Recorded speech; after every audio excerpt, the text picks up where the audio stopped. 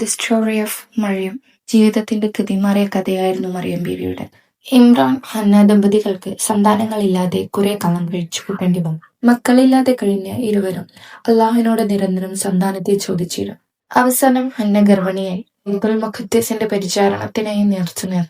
അങ്ങനെ ഹന്ന പ്രസവിച്ചു. കുഞ്ഞാകട്ടെ പെൺകുട്ടി. അവരാശിച്ചത് ഒരാൺകുട്ടിയായിരുന്നു. ഇങ്ങനെ മറിയം എന്ന് പേരിട്ടു. ഗർഭത്തിലുള്ള കുട്ടിയെ നേർച്ച എന്ന സ്ഥിതിക്ക് ആ നേർച്ച നിർവഹിക്കാൻ അവർ തീരുമാനിക്കുകയും മുഖദ്ദിസിലേക്ക് എത്തിക്കുകയും ചെയ്തു. പുരോഹിതന്മാർക്കിടയിലെ നടന്ന നറുക്കെടുപ്പിൽ സക്കരിയ നബി അലി ഇസ്ലാമിനാണ് നറുക്ക് വന്നത്. അദ്ദേഹം ബൈത്തുൽ മുഖദ്ദിസിലെ പുരോഹിതന്മാരുടെ തലവനും മാതൃസഹോദരിയുടെ ഭർത്താവും കൂടിയായിരുന്നു. അങ്ങനെ മറിയമിന്റെ സംരക്ഷണ ഉത്തരവാദിത്തം സക്കരിയ ഏറ്റെടുത്തു. പ്രത്യേക പരിഗണനയിലും ലാളനയിലുമായി മറിയം വളർന്നു. മറിയമിന്റെ അടുക്കൽ ചെല്ലുമ്പോഴൊക്കെയും അവിടെ സാധാരണഗതിയിൽ ഉണ്ടായിരിക്കാൻ സാധ്യതയില്ലാത്ത ഭക്ഷണ സാധനങ്ങൾ അദ്ദേഹം കാണുമായിരുന്നു. കാലത്തു മാത്രം ലഭ്യമാകുന്ന പഴങ്ങളും മറ്റു ഭക്ഷ്യവസ്തുക്കളും ഉഷ്ണകാലത്തും മറിയത്തിന് ലഭിച്ചിരുന്നു. അള്ളാഹുവിൽ നിന്ന് അവർക്ക് പ്രത്യേകമായി ലഭിച്ച അനുഗ്രഹമാണ്. മറിയം സക്കരിയയുടെ സംരക്ഷണത്തിൽ ബൈത്തുൽ മുഖദ്ദിസ് വളർന്നു വലുതായി. ഭൗതികമായ സൗകര്യങ്ങളെല്ലാം ഒഴിവാക്കി അള്ളാഹുവിനെ ആരാധിക്കുന്നതിൽ കൂടുതൽ ശ്രദ്ധ കാണിച്ചു.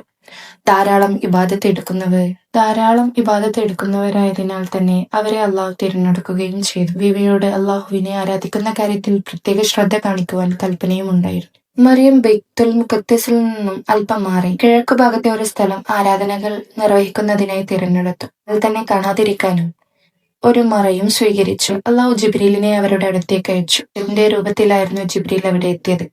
മറിയമിന് അറിവില്ലായിരുന്നു രൂപമാറ്റവും സദൃശ്യമാവുമെന്നും അറിവില്ലായിരുന്നു. അദ്ദേഹം പറഞ്ഞു, പരിശുദ്ധനായ ഒരു ആൺകുട്ടിയെ നിനക്ക് ദാനം ചെയ്യുന്നതിന് വേണ്ടി നിന്റെ രക്ഷിതാവ് അയച്ച ദൂതൻ മാത്രമാകുന്നു ഞാൻ. അദ്ദേഹം പറഞ്ഞു, എനിക്കെങ്ങനെ ഒരു ആൺകുട്ടി ഉണ്ടാവും? യാതൊരു മനുഷ്യനും എന്നെ സ്പർശിച്ചിട്ടില്ല, ഒരു ദുർനടപ്പുകാരിയുമായിട്ടില്ല. പറഞ്ഞു, നിന്റെ രക്ഷിതാവ് പറഞ്ഞിരിക്കുന്നു, എന്നെ സംബന്ധിച്ച് നിസ്സാരമായ കാര്യമായിരിക്കുന്നു. ആ കുട്ടിയെ ദൃഷ്ടാന്തവും നമ്മുടെ പകൽ കാരുണ്യവും തീരുമാനിക്കപ്പെട്ട ഒരു കാര്യമാക്കുന്നു. അങ്ങനെ മറിയം ഗർഭം ധരിക്കുകയും എന്നിട്ട് അതുമായി അകലെ താമസിക്കുകയും ചെയ്തു. പ്രസവവേദന അവളെ ഒരു ഈന്തപ്പന മരത്തിലേക്ക് കൊണ്ടുവന്നു. യാ ലൈതനി മിത്തു ഖബ്ല ഹാദാ വകുന്തു നസിയ്യൻ മൻസിയ്യ. ഞാൻ ഇതിനു മുമ്പ് തന്നെ മരിക്കുകയും ആടെ വിസ്മരിച്ച് തള്ളപ്പെട്ടവളാകുകയും ചെയ്തിരുന്നെങ്കിൽ എത്ര നന്നായിരെ.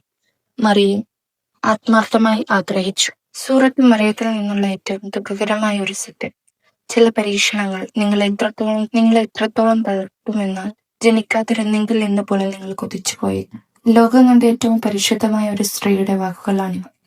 വേദനയുടെയും ഏകാന്തതയുടെയും ഒരു മുഹൂർത്തത്തിൽ മറിയം ബീവി റളിയല്ലാഹു അൻഹ തേങ്ങിയത് അള്ളാഹുവിലുള്ള വിശ്വാസമില്ലാത്തത് കൊണ്ടല്ല, മറിച്ച് താൻ താങ്ങുന്ന പരീക്ഷണത്തിന്റെ ഭാരം അത്രമേൽ വലുതായത് കൊണ്ടാണ്. ജനങ്ങൾ തന്നെ വേട്ടയാടുമെന്ന് ഉറപ്പുള്ളപ്പോഴും അള്ളാഹു അവരോട് കൽപ്പിച്ചത് മൗനം പാലിക്കാനാണ്. ചില പരീക്ഷണങ്ങളിൽ വിശദീകരണങ്ങളല്ല, മൗനമാണ് ഏറ്റവും വലിയ മറുപടി. മറിയം ബീവി ഏറ്റവും അധികം തളർന്ന ആ നിമിഷത്തിന് തൊട്ടു പിന്നാലെയാണ് ആശ്വാസത്തിന്റെ ഉറവ പൊട്ടിയത്. പനമരത്തിൽ നിന്നും മധുരമുള്ള ഈത്തപ്പഴം വീണതും മടിയിലിരുന്ന കുഞ്ഞ് അത്ഭുതമായി സംസാരിച്ചതും അവരുടെ തകർച്ചയുടെ എത്തായിരുന്നു. ഓർക്കുക, നിങ്ങളുടെ ആത്മാവ് നീറുന്ന നിമിഷം അള്ളാഹു നിങ്ങളെ കുറ്റപ്പെടുത്തുകയല്ല, മറിച്ച് അവൻ നിങ്ങളെ ചേർത്തുപിടിക്കുകയാണ്.